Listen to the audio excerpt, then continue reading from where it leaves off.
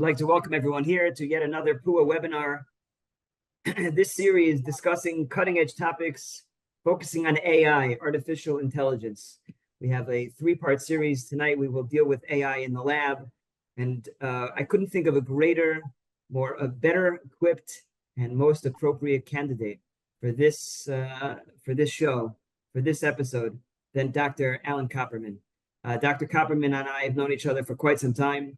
Dr. Copperman is the Director of Infertility at Mount Sinai, as well as the CEO and founding physician of RMA of New York. RMA of New York is a center that PUA has worked with, I would say, 20 years, if not more. Yep. Maybe more, 25 years we've been working with RMA. I can only imagine how many PUA babies have been conceived in the doors of RMA of New York, and especially with Dr. Copperman's expertise. It's really been a pleasure. And RMA, Dr. Copperman, you're in the location on 57th and Madison, but there are RMA of New York locations in in Manhattan, in Brooklyn, in Westchester, and Long Island, and really all over. So what you've built is really a fantastic and extraordinary fertility center that has serviced the Jewish community for many years. For that, we say thank you. And we're really, really privileged to have you join us this evening. Thank you for the kind words. It's an honor to be here. Dr. Copperman, you know, when you started studying medicine, whenever that was, when you were studying as a medical student, in your wildest dreams, did you ever imagine that you would be a fertility specialist working with various technologies that you have available? Can you talk to us a little bit about what medicine was, you know, when let's say my parents' generation were going to the fertility specialist, and fast forward to my generation and the younger generation, 20-year-olds who are coming to your office, patient care, physician care. Tell us a little bit of what that looks like, and then we'll delve into the nitty-gritty. Yeah, the 1980s was the first IVF baby. It seems like a different lifetime ago. And when I started studying medicine in the early 90s, we studied humans, we studied organ systems, we studied cells. And suddenly we became subcellular, and we were looking at not only the eggs and the sperm as ICSI, the putting of the sperm into the egg was discovered, but we began to understand the mitochondria, we understand the vacuolization. We became a subcellular specialty. And then after the millennium, we realized that we were a genomic specialty. And over the last 20 years, we're actually finding more and more couples that are at risk of passing on diseases. And we know it before they get pregnant, so we can test embryos for diseases.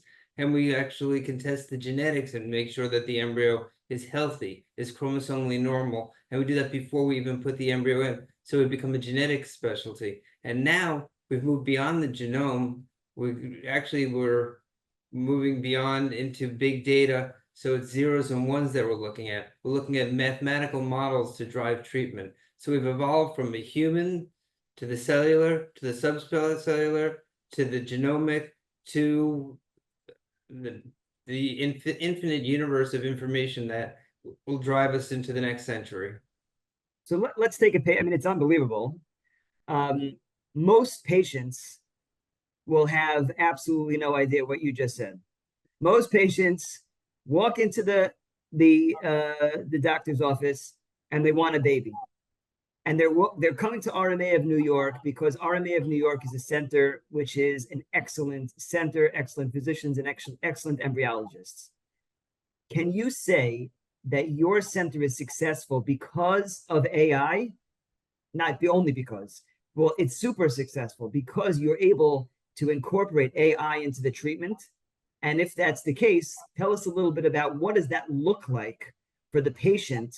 How is the patient experience different because you are using artificial intelligence in your workup, in your patient package, and then we'll move on to the embryologist and to the embryology lab. Well, thanks for taking me down from the clouds back to the people. Yeah. And the people is what it's all about, and asking the questions. And sometimes the simple questions. Are the eggs okay? Are the sperm okay? Is the uterus normal? Are the tubes open? And is the timing perfect? Once the basics are covered, we can start interventions. And sometimes it's low tech, sometimes it's pills, sometimes it's a minimally invasive procedure, and sometimes it's high tech. The sperm count is so low, the anatomy or the eggs or the genetic risk is so high that we use the laboratory to put the eggs and the sperm together in vitro fertilization. And that's where the magic begins as far as science and technology translating into human lives and dreams coming true. So you can build a laboratory anywhere. You can take eggs and sperm, put them together, make an embryo, and you can get some pregnancies. But if you focus on the data, on quality controls, you have the perfect air quality, the right culture media, the right people, the right incubators, the right pHs, the right concentrations of proteins in the supplements of the culture media, and the right people paired with the right people to put the embryo into the uterus, you're going to have much higher success rates.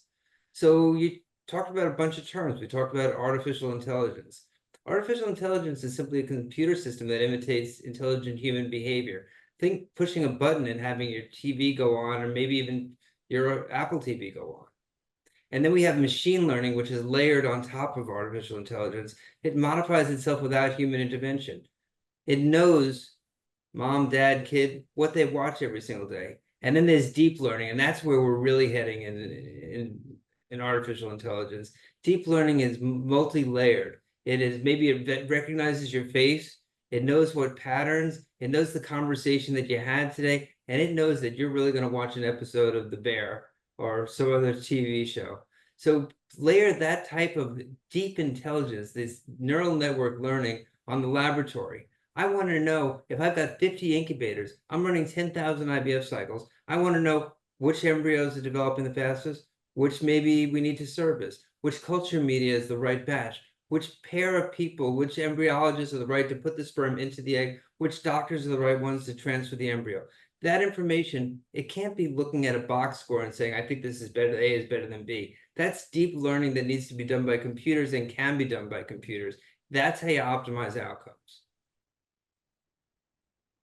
I think that one of the most frustrating experiences that patients undergo is a failed transfer. Let's say a failed transfer and also an unsuccessful harvesting of eggs, the retrieval.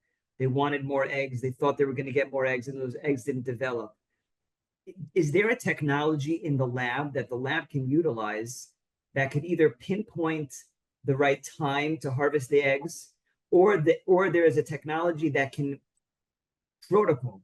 There's a technology that can look at a patient, study a patient's history, and say, this protocol, that this mainstream protocol, these sets of injectables and this dosage, that's not for you. You fall under the category, a different category.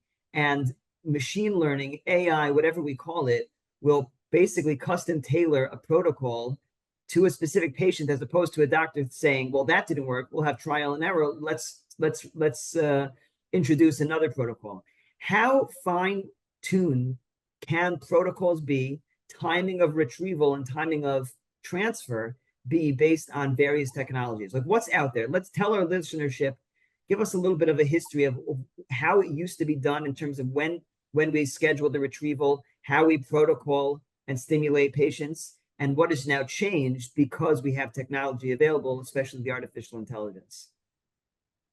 In the early days of IVF, it was hit and miss. People would ovulate at 3 a.m. We'd retrieve the eggs before they got released. In the later days, we trigger patients to mature the eggs and retrieve them before they're released. But you have to know what day, and you have to know how much medication, and you have to know what protocol. And by protocol, what sequence of medication is going to optimize. We're not looking to maximize and be aggressive. You don't need the most number of eggs.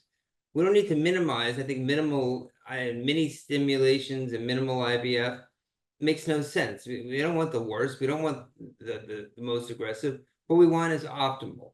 So how do you optimize for outcomes? You take big, huge amounts of data, put it together, take the experience of tens of thousands, hundreds of thousands, millions of patients, and you find what's called in artificial intelligence NNKs, nearest known neighbors. You find people that are just like your patient that you're taking care of, and how did they do when they went on this protocol versus this protocol? How did they do when they went one more day or one less day? How did they do with a higher dose or a lower dose? And that's how you dose regulate. That's how you assist and use natural language processing, you use machine learning, and you choose protocols based on the experiences, not just what you've had as a doctor, but what hundreds of thousands of people.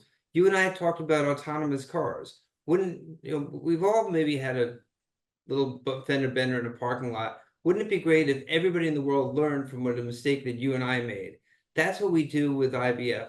We have machine learning algorithms that know how to not overstimulate, how to not understimulate, how to find the right dosage. That's the beauty of using big data to drive decisions. It's different than we've done things in medicine. There's a right way to do things. Mhm. So what does that look like? In other words, I'm a new patient. I sit down in your office and I start to tell you a little bit about my history and my wife. And after that consultation, so now what, the doctor inputs the patient history into a computer and analyzes, their case, or they're being stimulated over the week. And as you're monitoring them and you're looking at follicle growth and follicle development, so then you input that into a computer. Like, talk to us. How does it work? I understand the big picture of what we can gain by looking at all this data, but practically, how does that make me as a patient more successful and have better outcomes for you and you as the physician and me as the So you're talking about a field of medicine that's really decision support tools. So how does a patient, when it's explained to them what protocol or what procedure to go through, or IVF or ICSI or embryo biopsy, and the doctor how to make decisions, you need tools. So we have built some tools to go into our electronic medical records and pull out information that helps us with decisions. Helps us dose find based on their body mass index, based on their age, based on their goals. Somebody that wants one kid and is 26 years old, somebody that wants 5 kids and is 38 years old, they have completely different journeys. And the goal is not one size fits all. The goal is to take as much information from our portal itself, dumping into our electronic medical records, translating into physician. We know what the patient is here for and what the right day is to retrieve. Even starting the patient's medication to make sure that their egg retrieval doesn't fall on Shabbos. We actually have used machine learning to help us optimize days of the week that will help make a patient feel more comfortable and have their retrieval on a day that doesn't compromise outcome. Wow. That's the beauty of big data. Okay, round of applause. That's fantastic. So are you suggesting that, I mean, I didn't realize this. So when you have a consultation, whether it's you as a physician or the nursing staff, and you collect data from the patient, you collect age and you collect hormone levels and you put, and as you said, their goals, what type of family, we're looking at a family of 1 or 2 children versus a family of 6 or 7 or 8 children. You put that into their records. So it's not just writing a piece of paper and, slapping it on the wall, this is Siegelman. So what you're telling us and what all of our listeners is that when you input all of the patient information, that information is being processed by AI technology and will then output guidelines for the physician how to help steer that patient in the right direction for optimal success. Is that what you're saying? That is perfectly summarized. Yes, we take information and it translates everything in the records, everything the patient has told us, into simple information that can help us with the assistance, and you and I have also had conversations. There's real intelligence and there's artificial intelligence, and they're not distinct entities. There's a lot of the Venn diagram of the two of them. There's a lot of overlap. Mm-hmm. So we take the information and then we listen to the patient too, because the computers are not as good yet as listening, hearing the goals, hearing the dreams, and making sure that the patient's needs are met. But yes, figuring out the right protocol, figuring out the patient's goals, figuring out the right incubators, learning from what protocols work the best, all of that is automated. And then we ask questions too. I mean, the top level of artificial intelligence is when the computer tells you the answer. It turns out that all patients, or if patients take a certain medication, they do better or worse. that would be great, but sometimes we ask hypothesis generated questions. If a patient, we asked recently if a patient is taking an antidepressant, an SSRI, whether their embryos are just as good. So we did natural language processing. We wrote out a list of all the different SSRIs. We looked at a universe of all the outcomes, and then we published an article showing that it does not impair outcome, that the patient should take care of themselves, and it's not going to help, it's not going to worsen their outcome. In fact, it may make for a healthier outcome for mom and for baby. That is using information, and the computer is helping us to get deeper knowledge than we could ever do by hand, the old-fashioned way, where you send your medical students to thumb through chart after chart after chart. Yeah. Wow. So I see there was a question that was submitted from one of our participants. Does that mean, based on our discussion up until now, when you have a patient that's looking into various facilities, various physicians, I have different options, in our area in Los Angeles, in your area in New York, there are multiple facilities in which to choose which fertility center you're most comfortable with.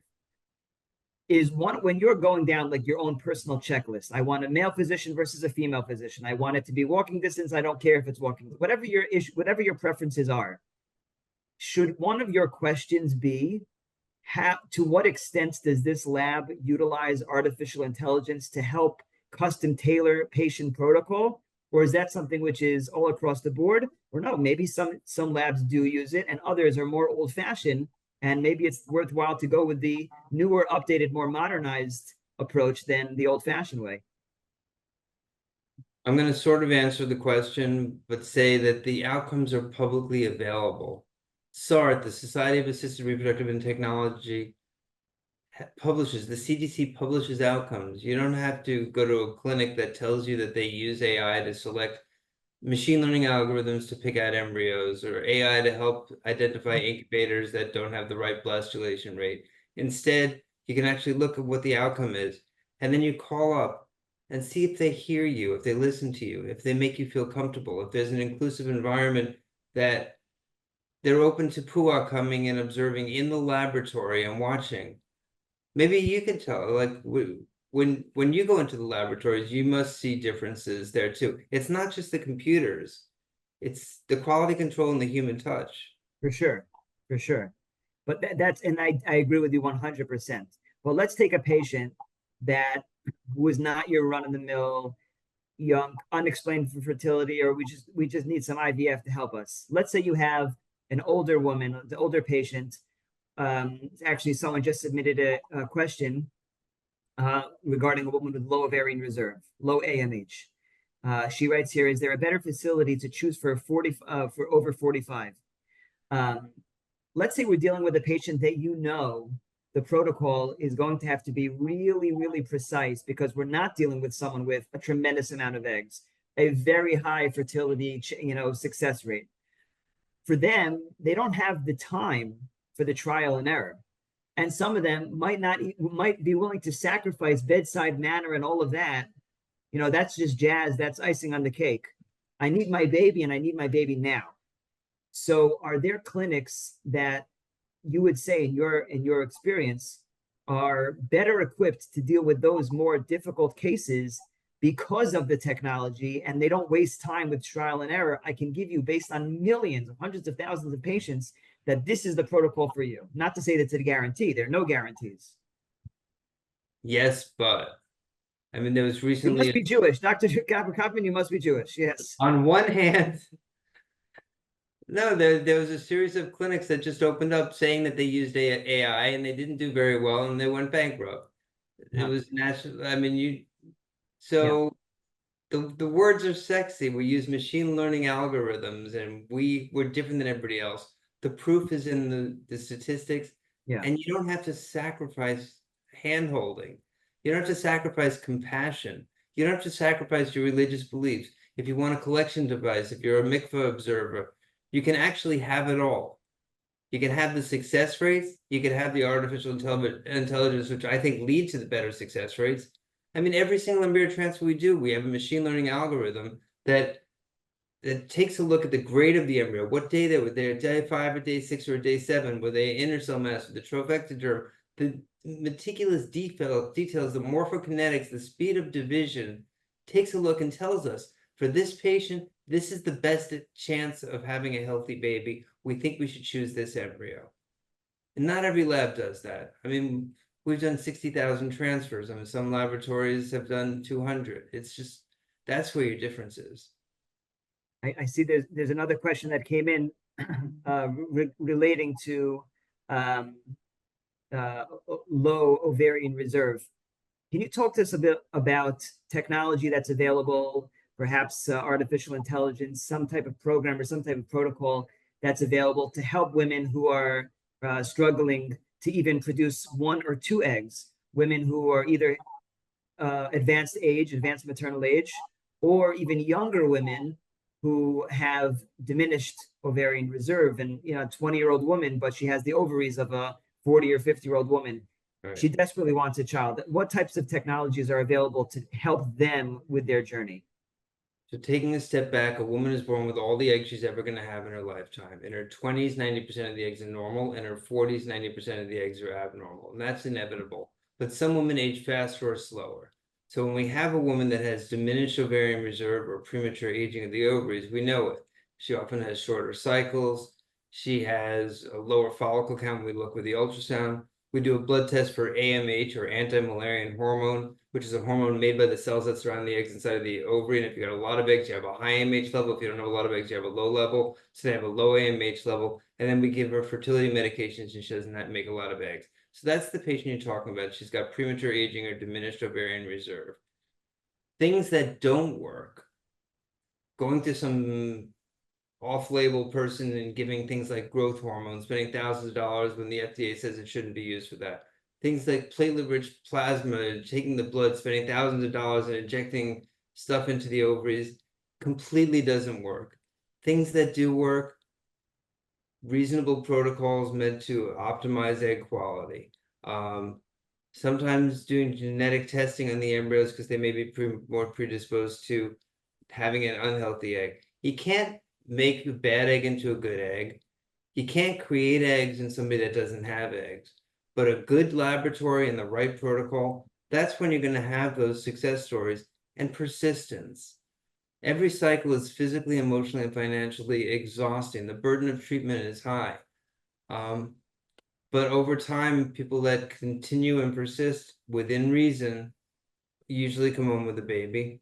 And then we could talk about alternatives. And there are alternatives, things like egg donation, that we, with the right rabbinical consultation and with under the right situation, can help families build their families.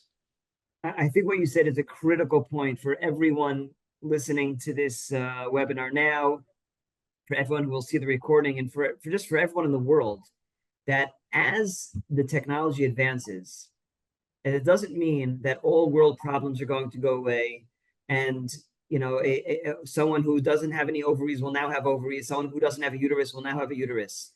There still is the reality, right? And there still is the physician, right?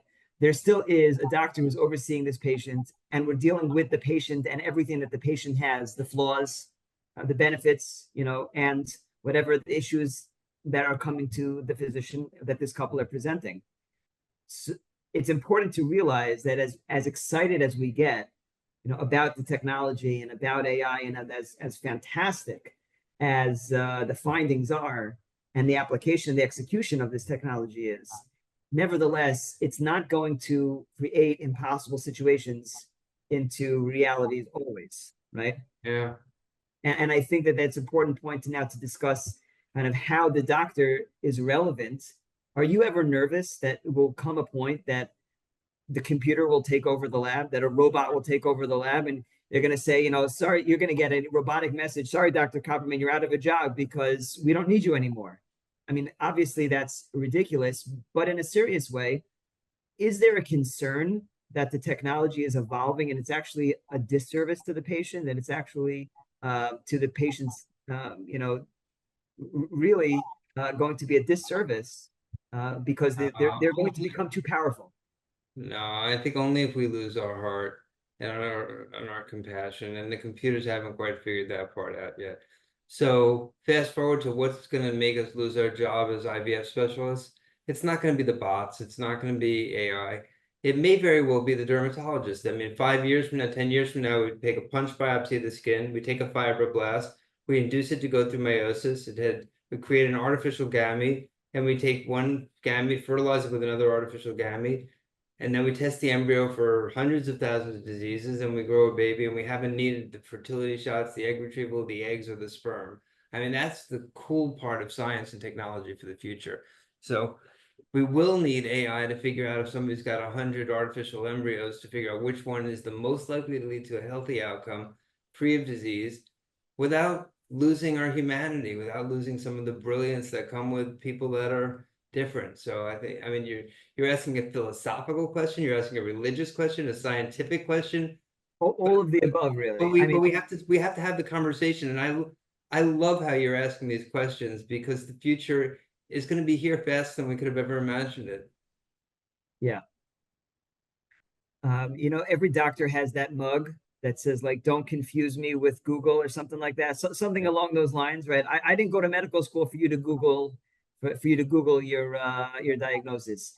Have you seen? But I want the patients to ask questions. I think the era where the doctor can say, "Don't ask me questions, turn off your computers, you're annoying me with questions," makes no sense. Sometimes patients come up and say, "You know what, I read somebody's journey that's like mine. Have you considered this?" And we could either say, "Yes, I have, and this is why their journey is not your journey." Or we could say, "Wow, you know what, that's a good idea. I didn't think of that. Let's incorporate that into your treatment paradigm." But what's not okay is for the doctor to say, "Don't bother me."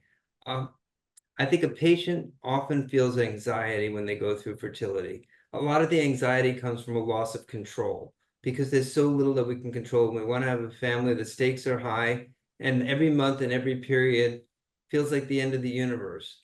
So we could take control back with information and concrete steps and a plan.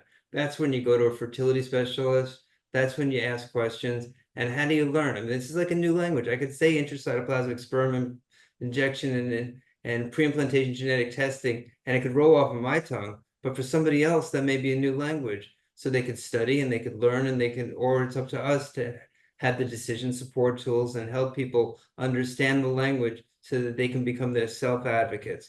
That's the new world of medicine. It's not the doctor saying, "Turn off your computer." It's, "Thank you for asking that question. That's very thoughtful. Here's what I think based on my reading of the literature." New conversation and empowering to patients.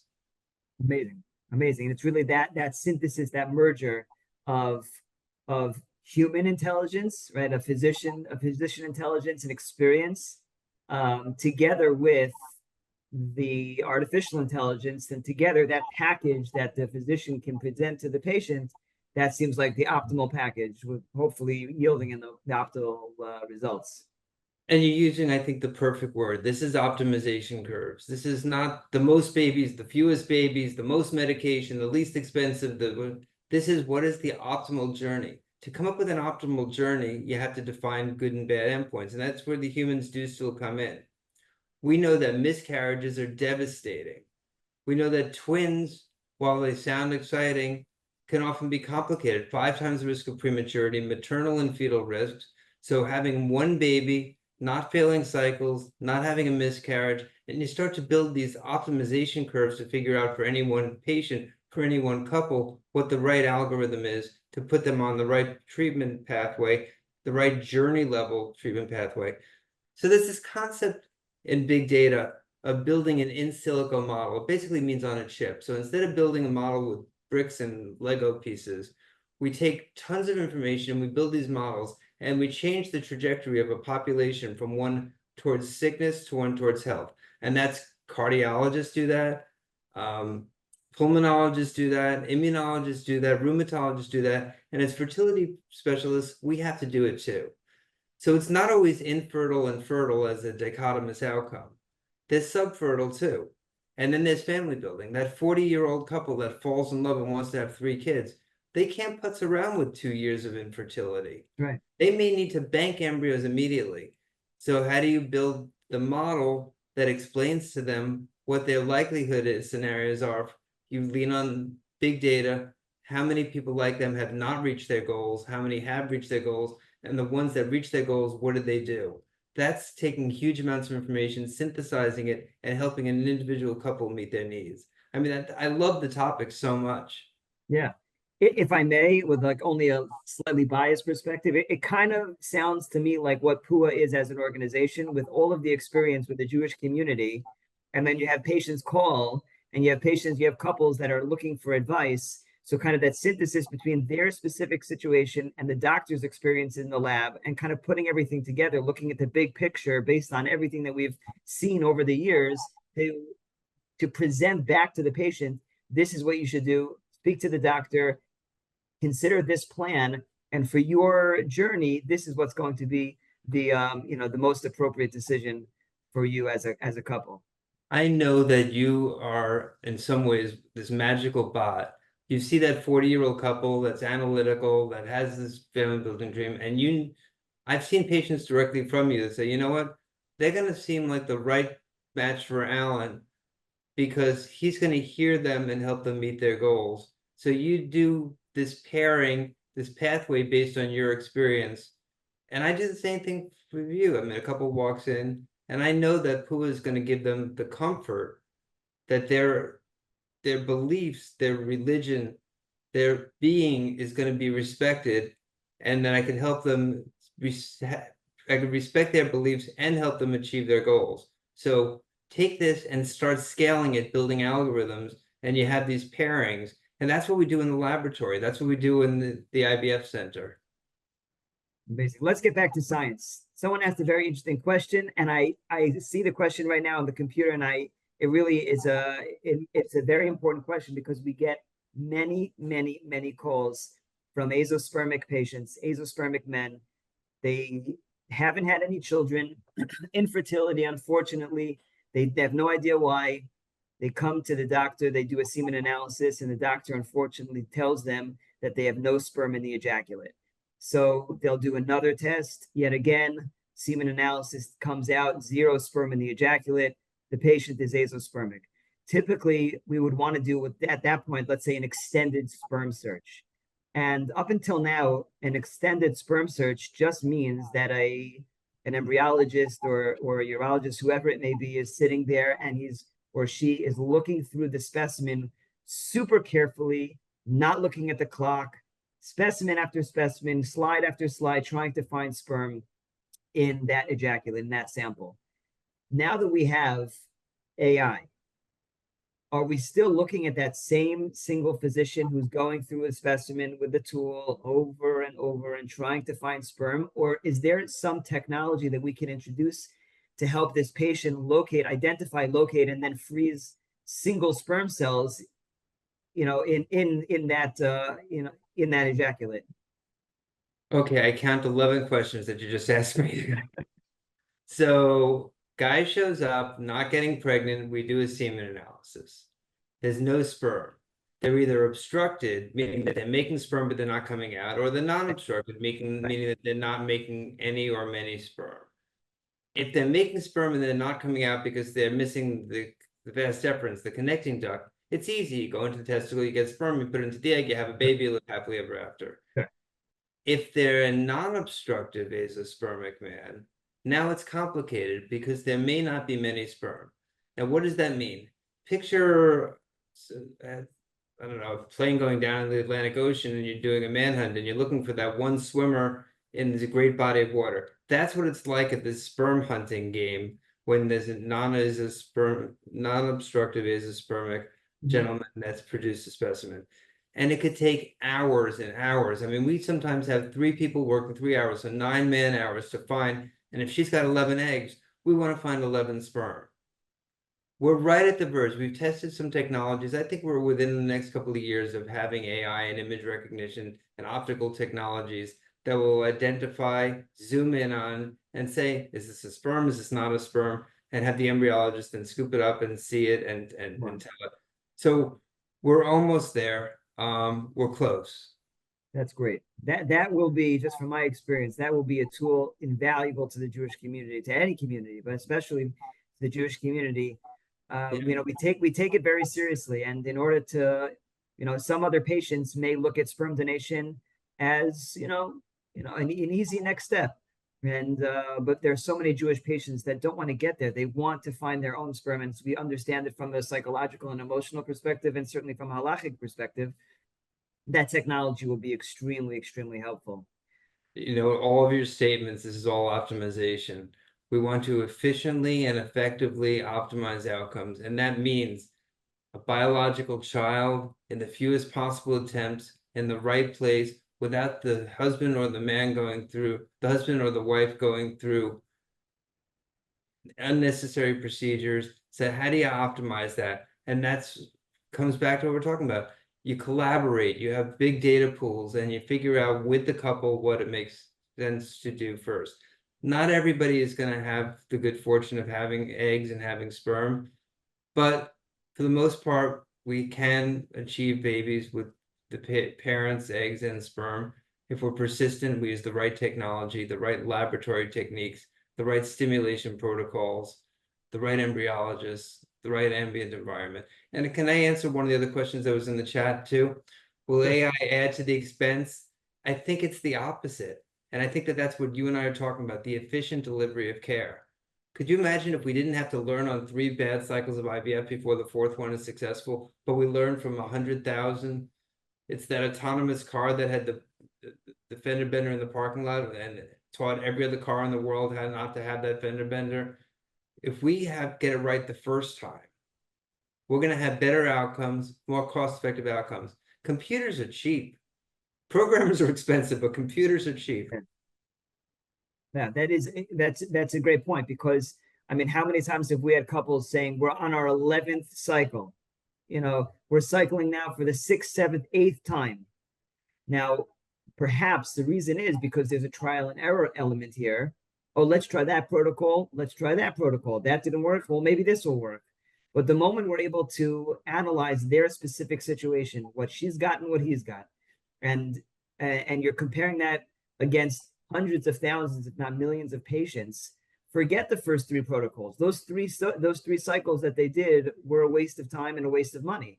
Skip right to this protocol, and instead of this patient spending hundreds of thousands of dollars, they can spend tens, hopefully just tens of thousands of dollars. And we will discover more biomarkers, and we will come up with a bit more and more improvements in stimulation and laboratory techniques.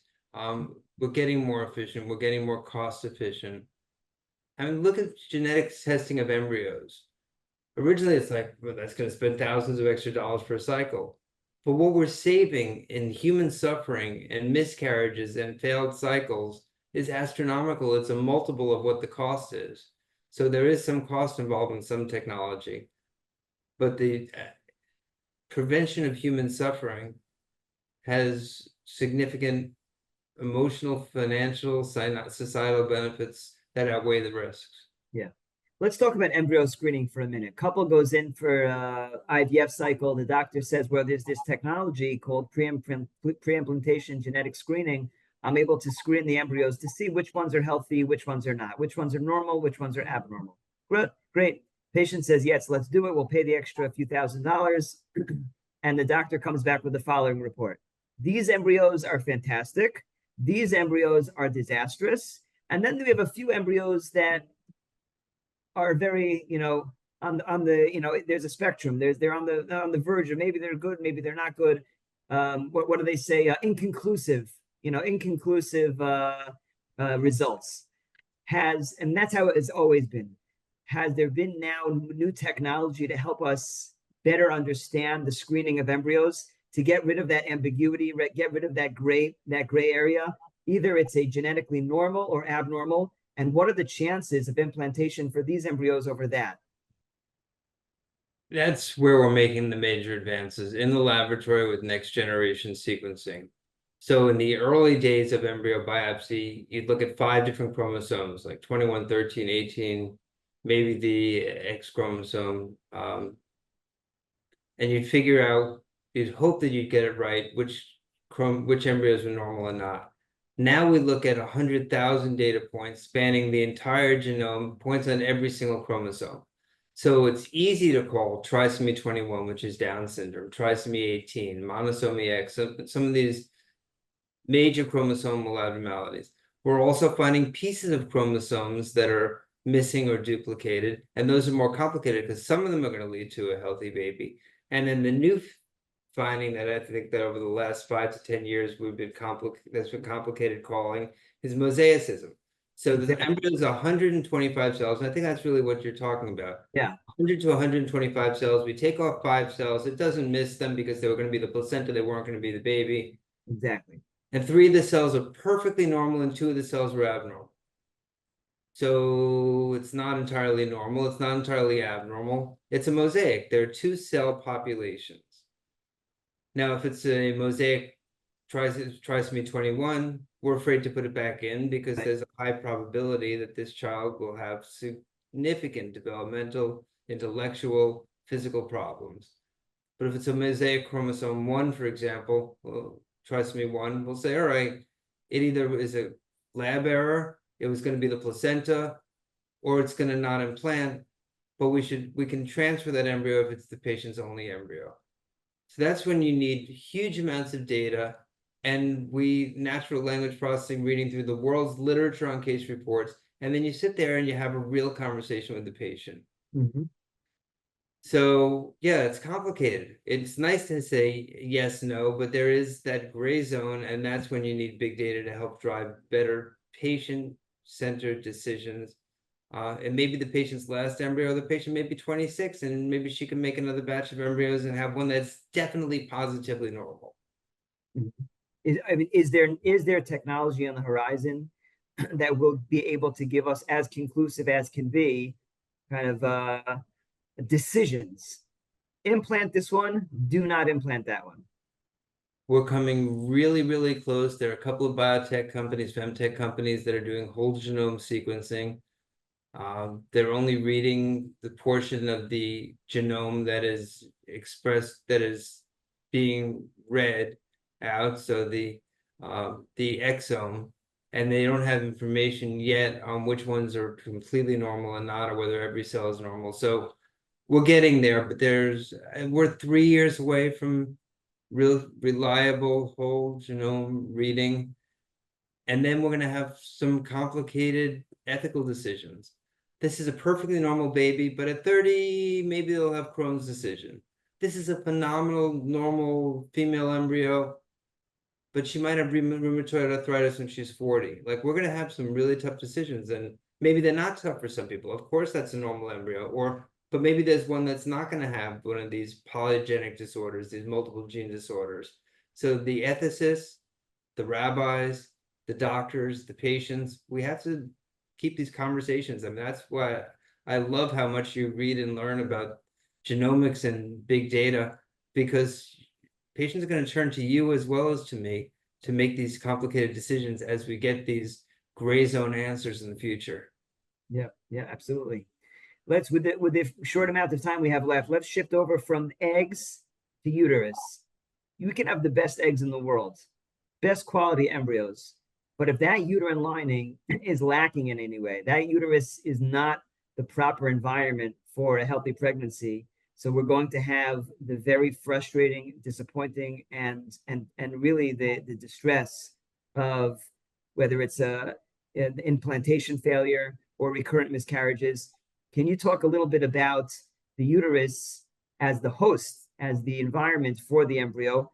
What types of technology are available to screen, scan, and identify what's a healthy uterus, what needs to be rectified before we can go ahead and do that embryo transfer, so we don't waste your time with then a failed transfer, and what types of technology are available for women who are suffering recurrent pregnancy loss, recurrent miscarriages. I know, also loaded question with a bunch of different questions, but the uterus, implantation failure, recurrent miscarriages, what's available for that that patient body?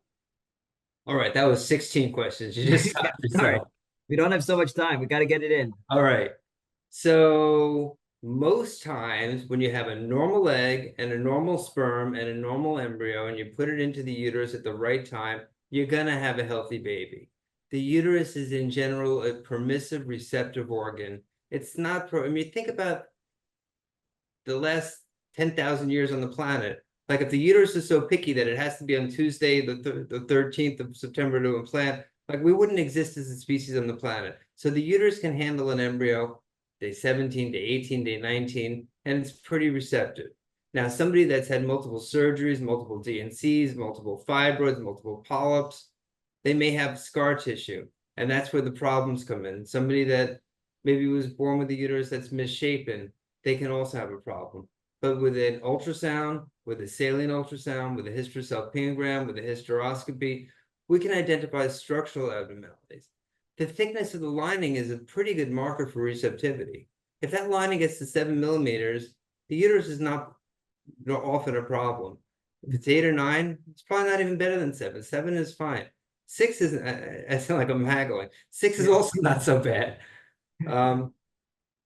Once you get thinner than 6 millimeters, then you have a problem implanting because there's not enough, I don't know, you picture the infield at a baseball game, there's not enough sod, there's not enough soil, there's not enough receptive environment for the embryo to invade, the placenta to invade, to get nutrition.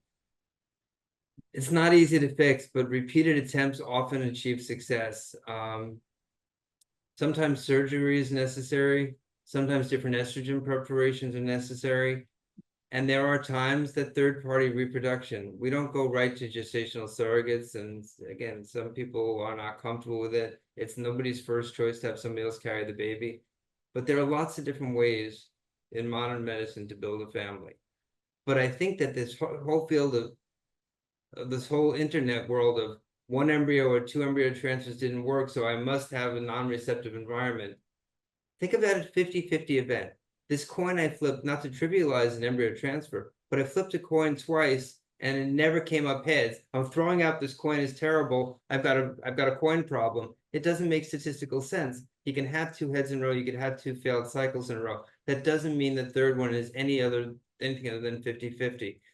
So if adequate lining, a good IVF center, a genetically tested embryo, I don't think that this whole internet world of implantation failure and my uterus has this major receptivity and hospitability problem. I don't think that it's as big a deal. I think it's usually the eggs and the embryo that's driving reproductive success and unfortunately sometimes reproductive failure. Understood. There was an interesting question that came in. The more we utilize AI, technology, computer programs, etc., what is the risk of hacking, viruses, etc., backfiring and seriously negatively impacting the patient journey? Cybersecurity, cybercrime, bad actors, that's a major problem that we're facing. I'm worried about it at all. I'm worried about the power grid. I mean, not to spread widespread panic. I'm worried about the autonomous cars. I'm worried about airplane. Like, hacking is a major problem out there. I mean, most of us have had credit cards theft. Right. But I don't know that my genome on the internet is as big a problem. I don't know what anybody would do with it. I think my Gmail that I gave permission for Google to use in exchange for free use of this wonderful email platform, and they, in exchange, if you read the privacy agreement, can read and use all the information however they want. I think that we've given up a lot of our privacy. You're asking a philosophical question, but I'm not sure. We're relying on AI. Patient data has to be protected. There are great encryption rules. You want to go to a center that takes patient privacy very seriously, that follows the HIPAA to the T. But I'm not sure that we're going to get our genomes hacked in anytime soon. Maybe I'm an optimist. Good. Let's end with one question for the future, and maybe it's not so far future, but can you talk a little bit about gene editing? At what point will it become, I don't want to say common practice or standard medical protocol, that when I present in the lab with an abnormal embryo, whether it's trisomy 21, 18, 13, BRCA, whatever it is, instead of discarding that embryo never to be used again, I mean, we've discussed, CRISPR, Cas9, we've discussed this in the past, but here we are again. Fast forward to, we're about to say goodbye to 2024 in just a few months. Where are we holding in that discussion of gene editing? And when will it become, if ever, will become standard practice in the labs? So CRISPR-Cas9 is this ridiculously cool technology where you can actually almost do a find and replace. So I see this ATGC, this nucleotide sequence, and I know the T doesn't belong there because it's going to give the baby Tay-Sachs. And if I could replace it with an A instead of a T, then I'm going to create a baby that can make hexosaminidase and have a healthy outcome. We're doing that in the cellular level, we're doing it in the laboratory. And I believe that we're not that far if that's the only embryo that the patient has. I mean, I see that as technology is being achievable in the next 5 years. Whole chromosome issues like trisomy 21, pulling out a third, the extra chromosome from eggs and from embryos.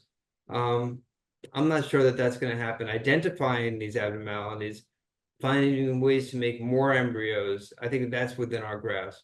But gene editing technology, I think we're gonna have. I can't wait for it.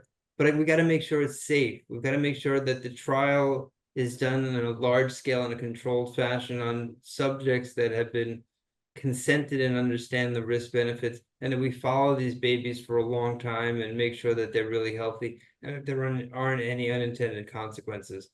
But yeah, I think the future is so bright. Patients that are born with metabolic diseases or at risk of having a child with an unhealthy outcome, I think that there's hope beyond what we could ever imagine. I mean, science fiction is here. Unbelievable. So you're, I mean, I think maybe you're an optimist, but you think Dr. Copperman, as the leading physician in RMA of New York, you'll still be in your office doing these technologies on your patients, things that literally you never even dreamt of as a kid. I never dreamed, I trained as a surgeon. I was operating on tubes, sewing tubes together with sutures the width of a human hair with a microscope. And suddenly now nobody's doing tubal surgery. We threw out our sutures.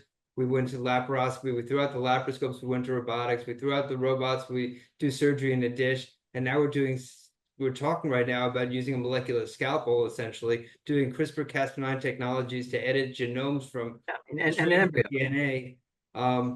Yes, I would have never. I read science fiction as a kid, but I never thought that we'd be where we are right now. Unbelievable. So balancing, as we spoke about in the beginning, the synthesis between human intelligence, artificial intelligence, the patient care with your doctor, and actual physical hand that's holding you through your journey, along with the hundreds of thousands, if not millions of patients that have been analyzed to give you that custom tailored approach and protocols for your specific journey. With all of that, what's that message that you give to our listenership tonight and everyone who's watching this recording?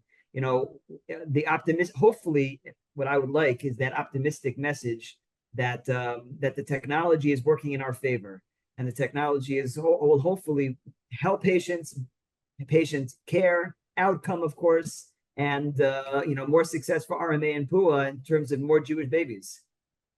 Yeah, don't be afraid to ask questions. Don't be afraid to hold your doctor accountable. Don't be afraid to dream big. Lean on PUA. The support that PUA gives to patients coming through, it's not just saying the bracha over the petri dish. It's not that at all. This is emotional support. This is comfort with technology. PUA has revolutionized access to care for the community. So find a doctor who listens. Find a doctor whose success rates are good. Find a doctor who uses real intelligence, natural human intelligence, and is not afraid to learn from computers to put together the paradigm that is going to optimize outcomes. The future is ridiculously bright, even for couples that have failed IVF in the past. The technology is getting better every day. This is a story of hope. Amazing. Unbelievable. Dr. Copperman, this was an extremely eye-opening and captivating discussion. Thanks for working together with PUA to ensure that we're growing the Jewish community day by day.